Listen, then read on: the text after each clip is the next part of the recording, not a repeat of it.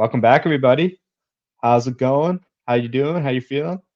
It's episode 52, and we got a lot of fun games to talk about, and by a lot, I mean two. So we're going to be talking about Mhm. Chiefs and Ravens game and the 49ers and the Lions game.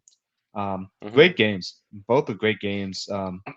Didn't really pan out how I was expecting them to do so, but nonetheless, I really enjoyed watching the football Mhm. games this weekend.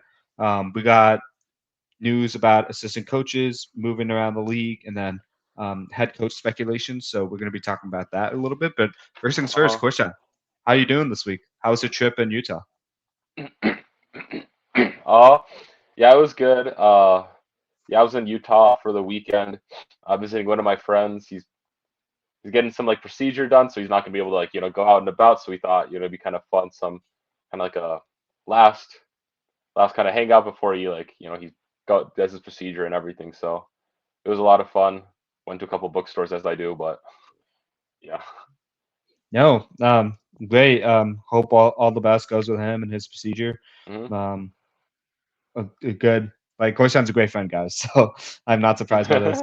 Um, it's he's always looking to do fun things and cheer people up. That's just who he is. So um, glad to hear it. Glad to hear like he's looking out for his friends. We are going to be talking about Chiefs and Ravens game. Hmm.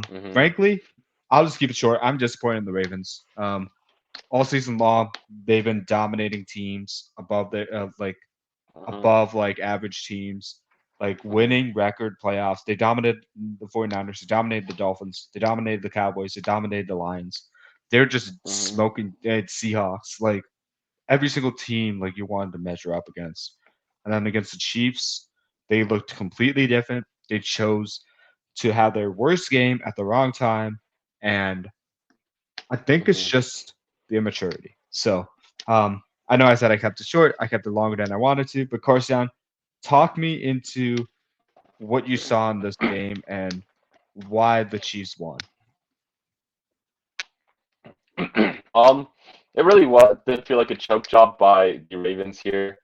And I think ultimately we saw kind of just the Chiefs' playoff experience really shine throughout these playoffs, and how even with a rough, regular season, they seem like they just kind of get it done in the playoffs, which is, I guess, kudos to them. But I think offensively, um, I think trying to write Mark Andrews back into the game plan kind of hurt what they were going for, just because he wasn't 100%. And I think if they had kept Likely, because I mean, I'm thinking back when Mark Andrews first got placed on IR, that's when their offense I felt like really started to pick up with their wide receivers, and they kind of brought Mark Andrews back, who he is, borderline top five tight end in the league right now. But I think they try to almost switch back to a game plan that kind of had Mark Andrews be a focal point, because you look at receiving numbers just in general, and Zay Flowers is really the only guy. Like, you can knock him for the fumble, but he really was the only spark in that offense, pretty much the entire game. And like, you need more than just your rookie wide receiver, to really be showing up in order to win these playoff games, especially against teams like the Chiefs. Um, but what my take on this game was. Yeah. So I know on our end it might seem like Corsian's stuttering, frozen a little bit. So we'll get that situated here. I'll just recap a little bit what he said. So he was talking about how Mark Andrews getting injured and coming back had really affected the the Ravens offense, where they're trying to get him involved as much as possible, and seemingly nobody was stepping up outside of Zay Flowers. So um, that's a good point you made.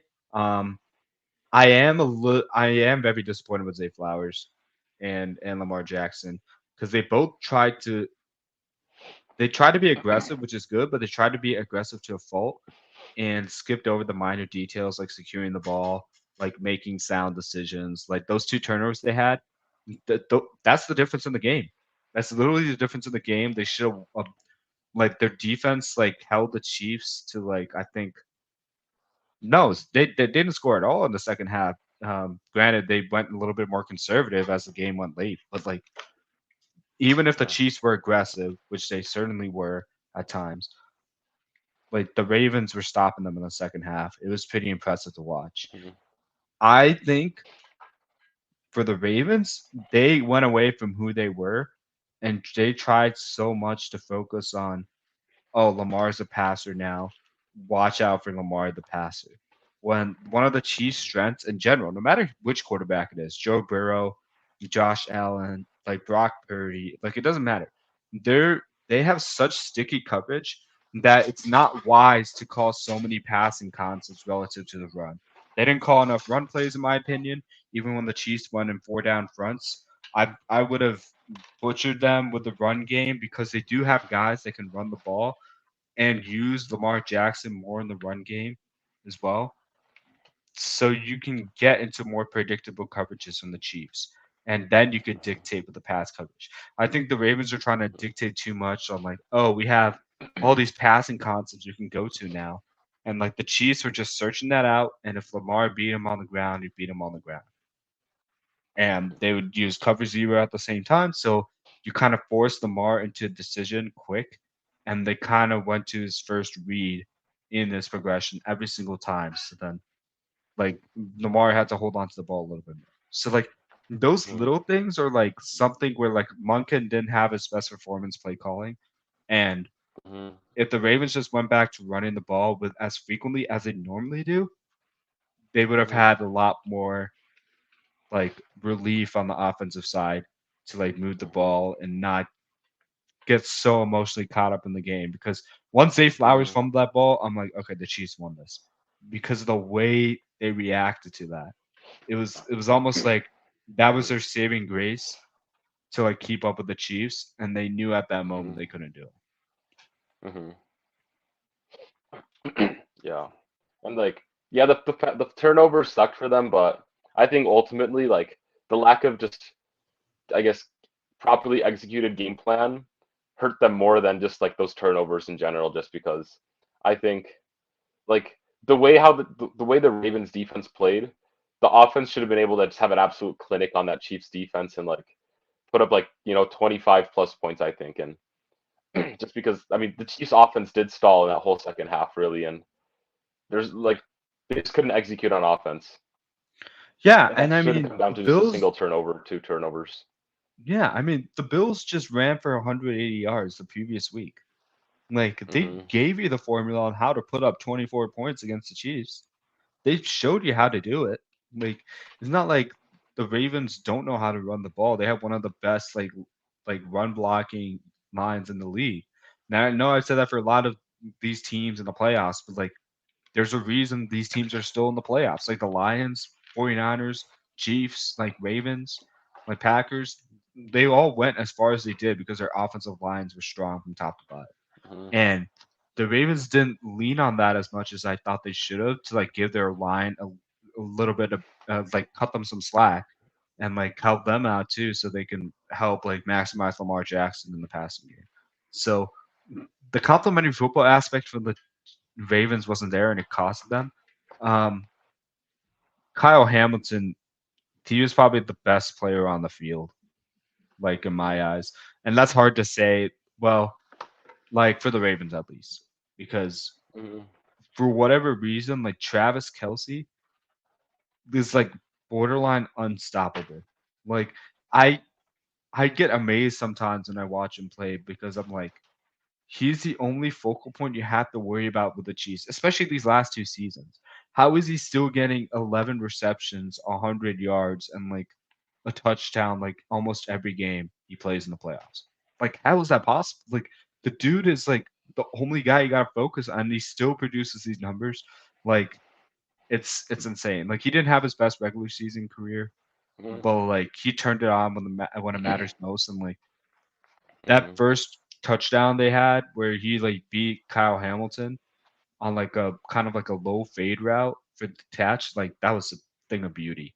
So like that's like don't get me wrong, Mahomes is Mahomes. Like some of the throws he made were just absolutely ridiculous.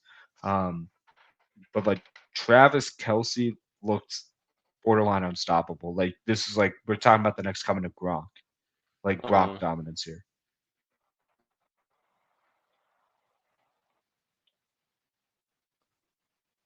Okay. Korshan, you still look frozen on my end, real quick. Okay.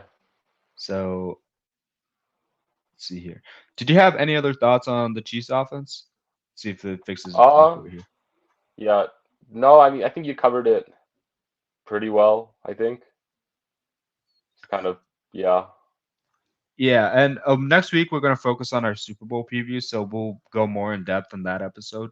But just Hmm. fresh off of watching these two games and how the 49ers have struggled against the run in the first half of the Lions game and against the Packers, Hmm. like the Chiefs have a real shot to beat the 49ers. Hmm. Like they have an equal chance to win this game, the Super Bowl, obviously, because there's one or two teams remaining. But their interior line and Pacheco are so dominant for them right now. It's the driving force of Hmm. that offense, where I could see them feast on San Francisco as well, even without Yeah. Tune. So like, um, if I'm a Chiefs fan, I'm not even worried about this win against the Ravens. Just the fact that you beat the Ravens, these same Ravens that dominate all five teams, like this Hmm. team is Super Bowl worthy. And we both keep counting out the Chiefs, and they've Hmm. proven us wrong. It's like one of those like Patriots runs. I don't know how to describe it. Like they just play more perfect than the other team, Hmm. and they continue to work out. And even with Buffalo, Buffalo was probably the the best team that could have beat the Chiefs, and they weren't able to do it. So I'm just like, Hmm. it's hard to bet against them, to be honest, man. I don't know how you do it. Yeah. Well, I will probably not linger on that too much. We got Corsan back alive here, but with the Harbaugh hiring, with Hmm. the Raiders looking nice and the Chiefs seemingly dominant season after season, it's looking tough for the Broncos. But we'll see what this Pete Carmichael hiring will do for their Hmm. offense. Yeah. He's lost for words right now. He doesn't know Uh-huh. he doesn't know what to Crazy. think with the Chiefs like being so close to the Super Bowl. So we'll cut Yeah. Corson on some I mean, slack. it's Yes. kind of just like what they've been doing. Yeah, but screw the Chiefs, right? You're going to root for the Yeah. 49ers. Okay, Yeah. there you go. Spoiler alert, Corsan's going to root for the 49ers to win the Super Bowl. Yep. Speaking of the 49ers, what what a game. What an Hmm. absolute game, man. That was just I thought the Lions were about to dominate the 49ers and the amount of Hmm. storylines that could have come out of that game if that happened. This is just crazy. Hmm. Like who knows what would have happened with the Niners if they lost the Lions? Like Shanahan could have been out. Like all of a sudden they're looking at like Bill Belichick or Mike Vrabel as the head coach of the 49ers or something like that, and like Hmm. all these speculative things that are coming into play. But down 17, you got to give them credit. They made the plays they've had to, and you can question Dan Campbell's calls all you want. I personally love them, but like to me, this Hmm. is about like good 49ers. Brock Purdy Hmm. continuing to make the case that he's an elite quarterback. Hmm. And I've been telling you guys time and time again, if the Bengals game is not proof enough of how good this dude is and how good he is, like this game probably is it. Like Hmm. he could have not played that any better in the second half that he'd have. Hmm. Yeah. And I think like people knock the Lions, like Dan Campbell for like his coaching decisions, but it's like this thing of like they lost doing what they do, whereas like if they lost, trying to switch things up, I guess kind of like the Ravens per se. Like, everybody's knocking the Ravens for saying like you switched away from your game plan, like that's why you lost. So you went away from your strengths, and the Lions here, their strength is having these gutsy play calls um, and throughout literally the entire season, it's mostly worked out for them. And so you can't just go and say now that they've lost like a big game that they never should be doing it in the first place because that's exactly what they did to get here. But the 49ers, they obviously, they're a good team for a reason. I wasn't able to watch any of this game. I was driving for the entirety of it, but uh, just kind of from things that I heard and like interviews that I saw, it seemed like a really good showcase from both teams. I'm really excited to see what they do next season. Obviously, 49ers season isn't done yet, but uh, yeah, I mean, I think we've seen time and time again why the 49ers are where they are, and why they're like hailed as the strongest team in the NFC and why they were the number one seed. And so it'll be a good game against the Chiefs, I think. Yeah, and I mean, um, we just found this out today, but Ben Johnson's returning to the Lions, and it's sounding like Aaron Glenn's probably returning with like Mike McDonald visiting the Seahawks and like the Commanders like Mhm. looking elsewhere. So like the Lions are running it back. They're only Mhm. adding on to this like incredibly stacked draft class they had this past year. Mhm. Like imagine like this upcoming draft class, if they knock it out of the park, they are right there. They are not that far off from a Super Bowl. They could Mhm. have won a Super Bowl this year if they continued to play the way they did. Because keep in mind, they Mhm. already beat the Chiefs. Now the Chiefs are slightly different than like how they were from week one, Mhm. because the way they build their offense. But like I would give the Lions an equal chance to beat the Chiefs had that Mhm. fluctuated out. But like um for the short recap of the games, like Brandon Ayuk had this insane catch. Like Brock Purdy was like making plays outside the pocket, scrambling. He's he looks. I think people judge him because he looks like a slow QB. That's like kind of like a Joe Burrow or like a Mhm. Kirk Cousins, where you're just like better throwing the ball than running it and throwing it. But like Purdy can do that too. He just doesn't have to in the structure of the offense. And McCaffrey, we can't say enough about him. Absolute beast. Like Kittle wasn't involved as much, but like when he was, it Mhm. was crucial. Debo coming back was a huge thing for this team. And like the pass rush finally hit home. Like Bosa, like he overcommit on an end around to Jameson Williams. That got the Lions their first touchdown. They played Mhm. fundamentally sound after that. Dre Greenlaw, wow, you should have seen the hit he had on Laporta, and then like he suffered a stinger to like bounce right back out of that. That was crazy. Normally, like when Greenlaw hits somebody, like he's knocking them like flat on their back, but like Laporta was like the one knocking him down, and it's just like Mhm. crazy. I'm like, you do not see that often, but looking at that defense, man, it's pretty impressive to see. If there's like one weakness on the 49ers defense is probably Avery Thomas, though like that's a Mhm. slight comment there.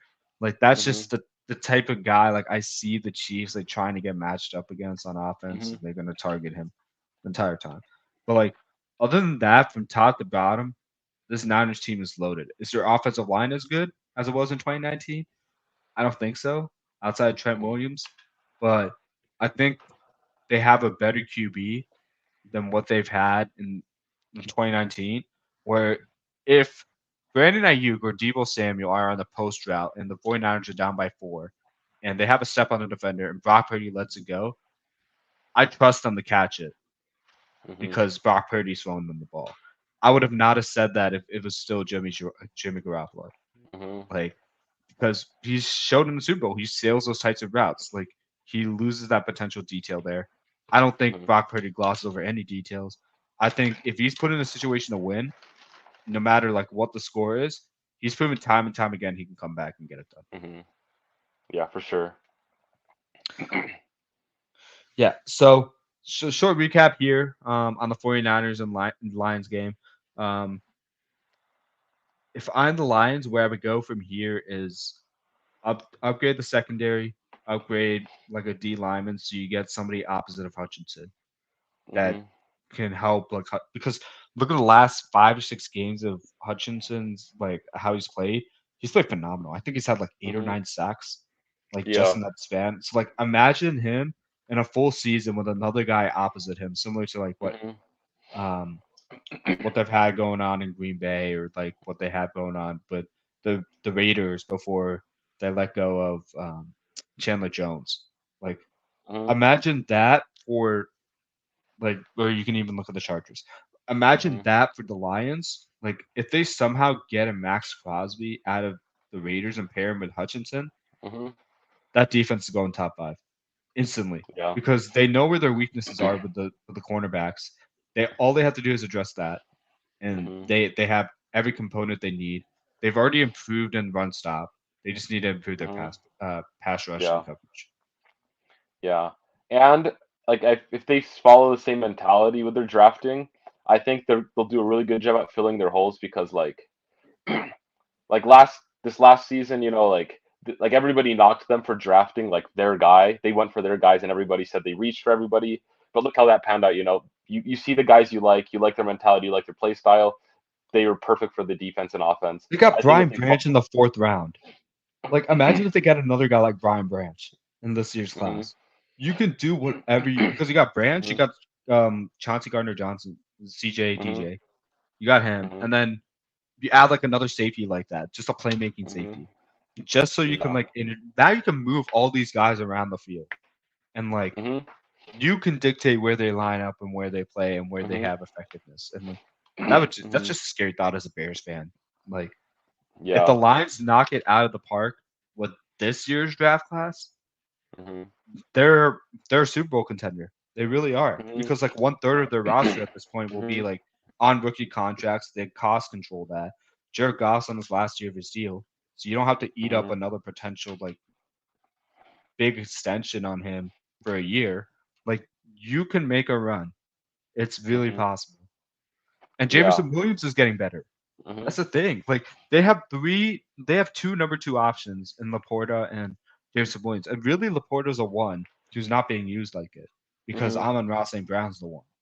Like hmm this offense is loaded already. They just have a couple more pieces.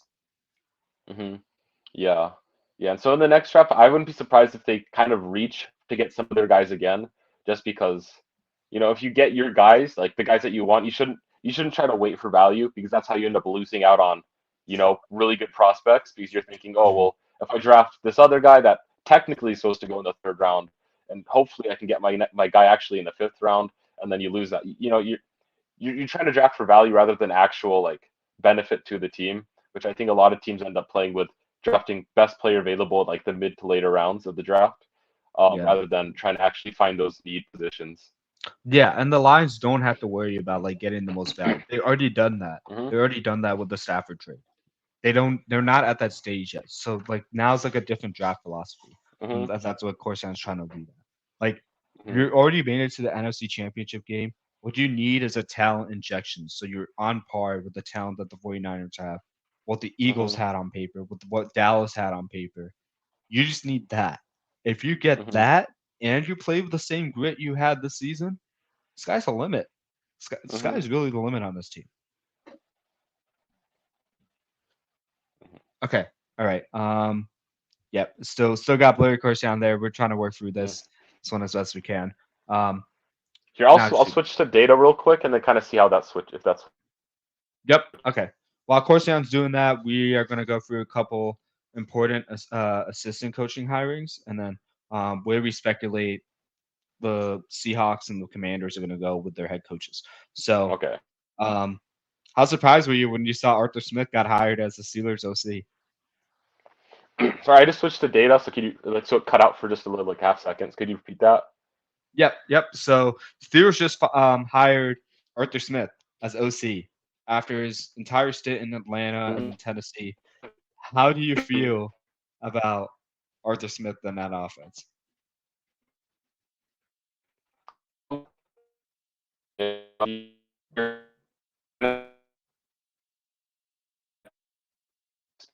You're cutting out on Their my end. offense.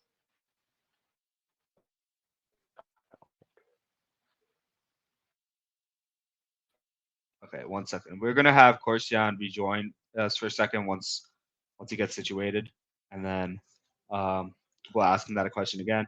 So for context again, Steelers are gonna hire Arthur Smith as their OC. Um, so he's gonna be manning the helm on Najee Harris, Jalen Warren, and then like Deontay Johnson and the rest of George Pickens, Pat Fryermuth. So like I like this move. I think it's going to be great for the Steelers offense, but I didn't think he was the best guy for the job. Like if after he misused all the Atlanta weapons, like, I'm not confident in Arthur Smith.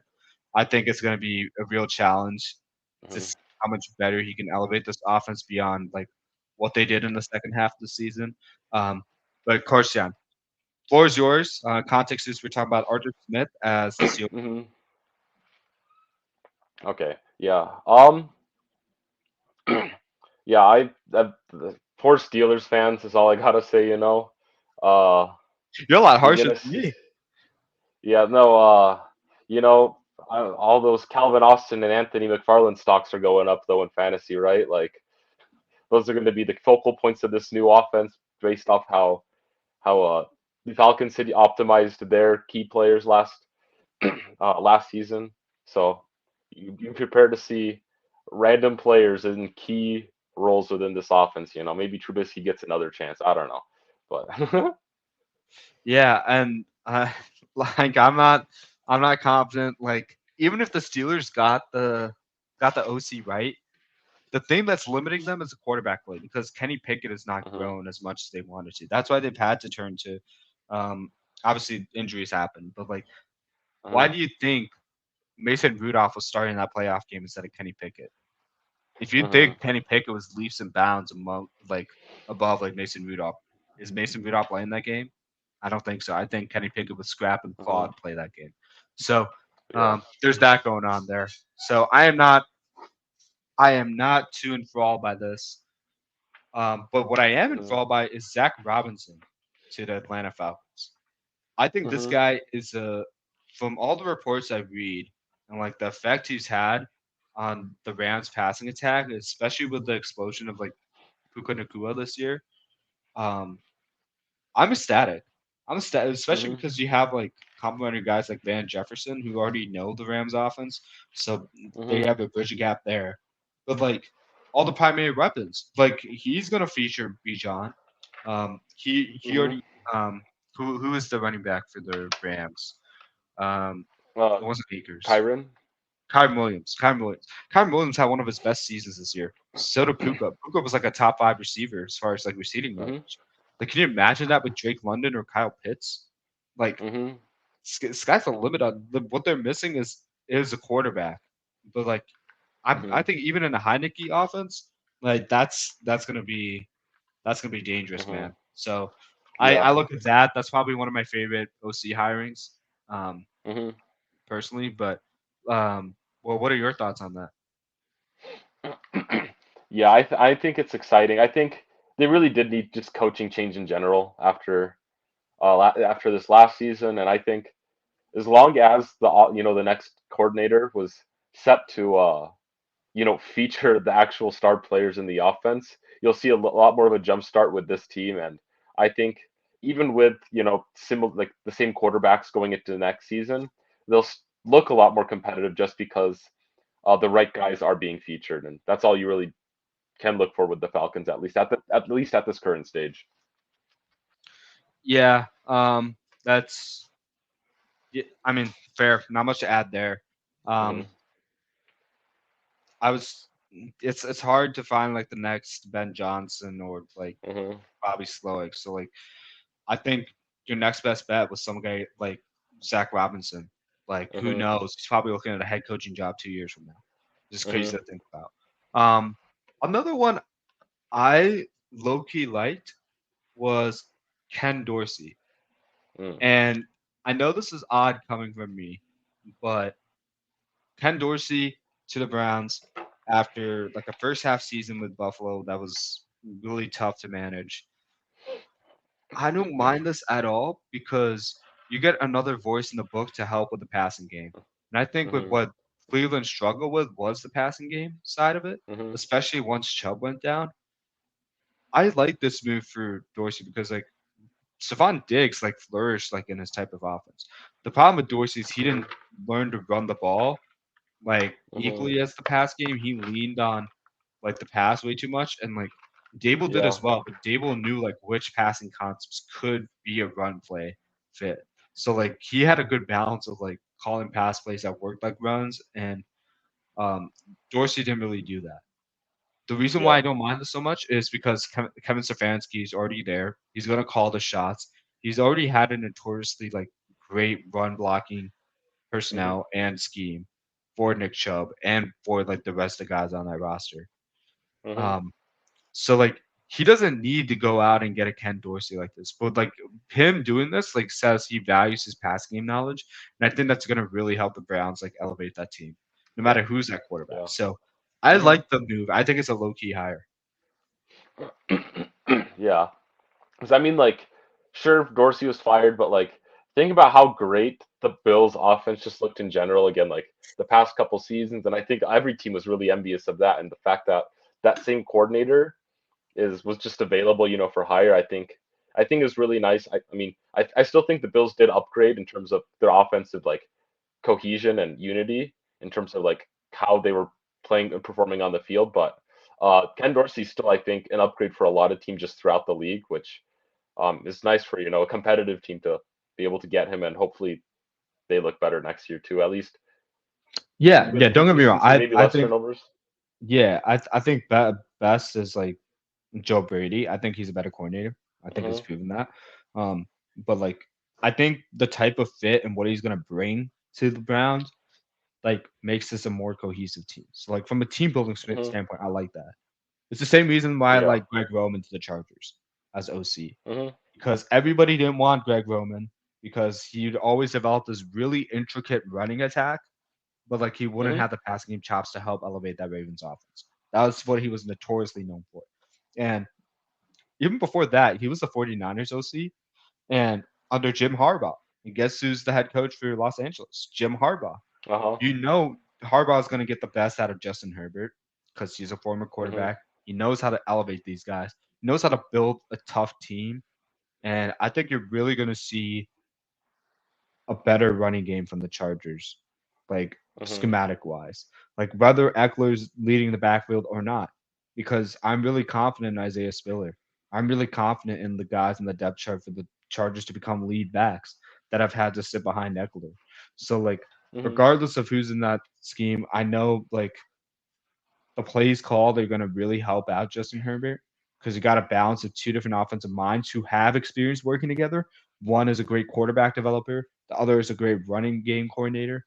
They're going to find some things that work, and they still have a lot of weapons, even though Mike Williams is Hmm. coming back from injury. I like that move a lot. Yeah. Yeah, it'll be interesting just with like a lot of guys who have historically been kind of good but are kind of on the dip, just kind of being able to move around and maybe kind of reinvigorate some of the great things that obviously made their systems work so well in just the past couple of years. I think we also have to keep in mind too, like continuity wise, like Hmm. look at the Chiefs. Look at the Chiefs for example. How long has Steve Spagnuolo been their defensive coordinator? Hmm. He's been their defensive coordinator for 5 straight years, and no team has wanted him. And the Chiefs have consistently been the top defense in the NFL for like the past three Hmm. years. I think that's really telling, like on why the Chiefs are so successful. And like even with like Andy Reid and like running the show, like that continuity is really important. And I think what the Chargers are recognizing is their that coach continuity is Hmm. what they really need more than anything. So I Yeah. think the fact that they go in this route is going to help. I'm still Hmm. surprised Spags has not got a head coaching interview up to this Yeah. point, or teams like waiting for him to do that. Maybe Hmm. the Commanders are waiting on that. Who knows? Like, but like even Bieniemy, like former Chiefs disciple of Andy Hmm. Reid, like he's not like he took this OC job to get head coach consideration, Hmm. and like he's still not got an interview, which is just crazy. Yeah. So um, it's like that was just a little side comment about the Chiefs there.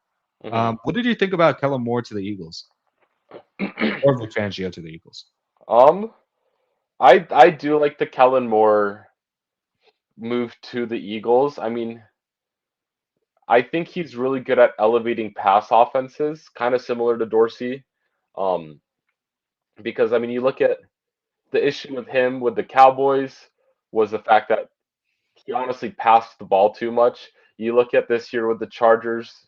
I mean, Keenan Allen had a fantastic season this year, and I think the Eagles they have great playmakers at those receiver positions, but sometimes they just kind of have disconnects on really getting the ball to their guy to like entrusting their guys to make plays. Whereas I think a lot of the game plan right now is just kind of up to Jalen Hurts to make plays and kind of put him in positions to play hero ball. Which I mean, it has worked, and he's a great player, but I think Kellen Moore adds some more structure to this Eagles offensive passing game because I mean, in terms of running game, sure they have their ups and downs with the current back set, but I think more or less they kind of just have their system down there, and if they just can kind of make their pass game more consistent and less reliant on needing to run the ball as often, I think they'll be more dangerous later in the season when the running backs are might be a bit more banged up and tired from just a season's worth of carrying the load.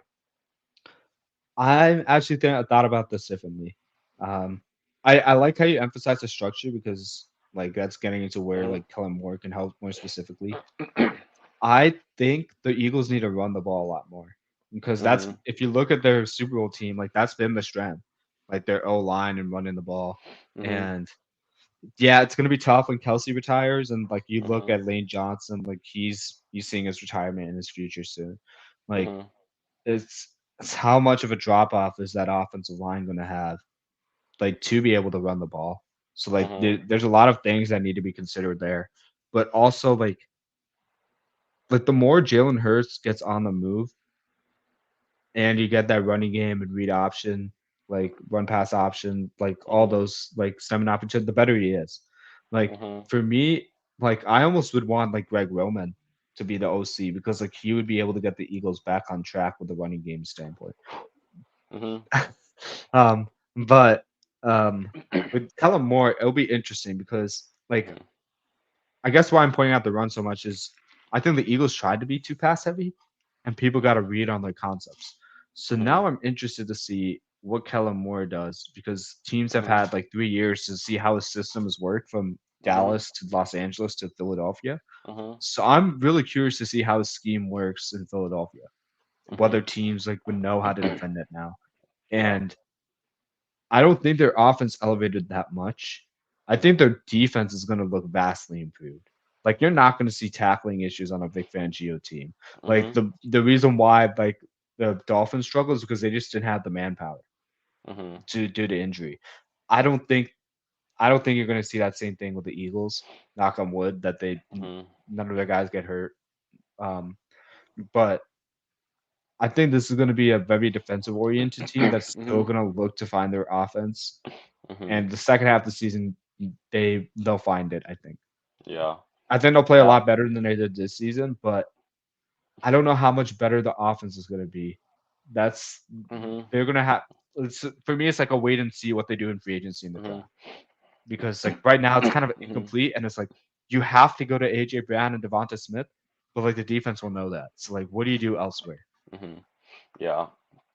Well, I think I mean like with the pass game, like I think they'll pass more like they'll have like a more balanced offense, but their passing game will just be more efficient. I guess is kind of how I like perceive Kellen Moore to run things because I mean I think like with the Chargers and with the Cowboys offense, I think both Keenan Allen and CeeDee Lamb's targets went up.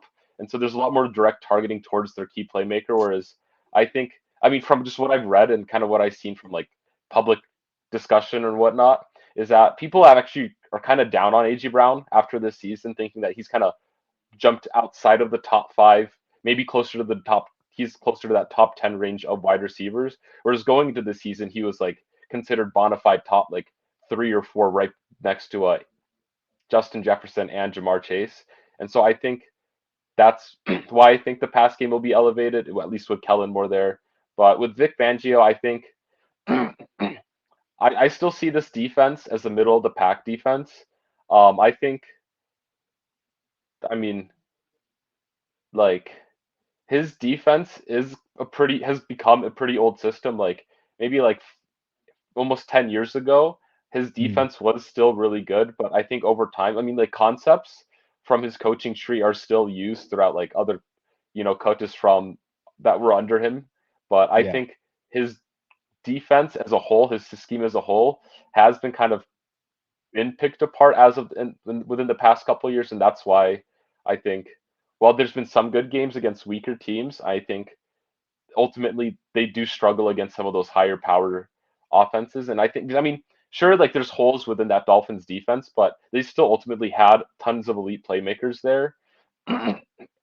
And so I think that there'll be some like benefit to the Eagles. I think they are getting an upgrade at defensive coordinator, but I do think that his systems are slightly outdated in comparison to what you really need to demand from with current teams. Where I don't know, his philosophy seems a lot more like bend don't break, but then it still gives up points. Whereas I don't know, other teams are starting to build more around just the early stops, Yeah. which results in like bigger plays being able to happen, but more often than not, you're getting those key stops, preventing these like high-powered offenses from getting into rhythm.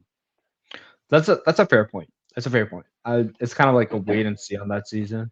I haven't noticed that from Vic Fangio. It's probably Hmm. because you've seen him as a head coach that you've seen his Hmm. like schemes like in person. Hmm. But I'm curious to see if your theory is right. Hmm. Because the logic is sound. I'll just throw one guy in kind of like a devil's advocate here. Mike Hmm. McCarthy.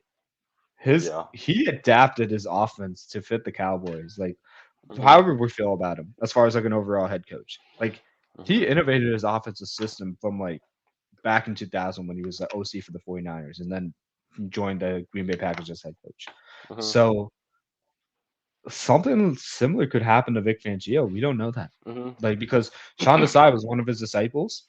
Like Hmm. he could have looked at what Sean did and said, "Okay, I see why this didn't work with this personnel. Hmm. Let's call these plays instead." So I we won't know until the start of the Hmm. season on like either Yeah. side of the ball with this team. It's one of those things on like how they're going to build around the draft to get a sense of the Hmm. identity here. Um, quick thing because I know we're at the top of the hour here.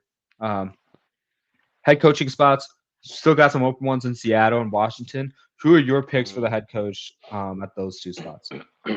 um. Honestly, I really don't know. I mean, I think I think at the end of the season we might see a few more firings. Like once the Really? season's like official, like once like the I don't know who's gonna get fired, but I feel like there'll be maybe one or two more head coach like vacancies. It is I know because I know some teams just like to wait for the off season fully to hit uh to make Okay. their firings. I mean I don't know who exactly, but I wouldn't be surprised to see kind of a little bit more switches there. But I don't know off the top of my head of guys moving around because obviously I think there will be more interviews going down once this like off season kind of hits full steam ahead with just how everything works. But Hmm. um, yeah, I don't know. I'll give two names because I know Schefter was saying Johnson or Mike McDonald might not happen, or Dan Quinn to the Seahawks might not Hmm. happen yesterday on the Pat McAfee show. I think McDonald to the Seahawks is a sure thing. I think there's a lot Hmm. of fire to that. It makes sense for the Seahawks because they got absolutely Hmm. smoked by the Ravens because of that defense in their free season. And Seattle has a lot of talent. They have a lot of untapped talent Hmm. that with those cornerbacks they had from the past two Yeah. draft classes. So that makes sense to me. For the Commanders, it's a little bit tricky because I have no idea if they want to go with Bieniemy, they want to go with Hmm. Vrabel, Belichick, for instance. But even though Belichick might want to go into broadcasting this year, Hmm. or if they take a chance on a guy like Slowick now that Johnson's like, nah, I don't want it. Hmm. So could go there. Um, if I had to guess, I'm gonna say Vrabel based on Hmm. how much success he had in Tennessee. But I don't feel good about that one. I feel good Hmm. about McDonald to the Seahawks. I think the Yeah. Seahawks want that type of innovative defensive head coach. Hmm. Alrighty, guys. That's it from us. Hope you guys enjoyed this episode. Next week, be sure to stay tuned because we're going to be doing a deep dive into our two Super Bowl contenders here with the Chiefs and the 49ers. Hmm. We'll give our picks, we'll give our analysis, and don't want to miss that one. But follow us at Amon Mission on YouTube. You can also follow us on our Instagram at the handle down below at amon.a.mission. Yep, there you go, Coach Jan. He's starting to Yeah. copy Diego over here, but I appreciate it. Leave a comment, leave some notices, give us a follow. And with that, we'll see you later. Peace out.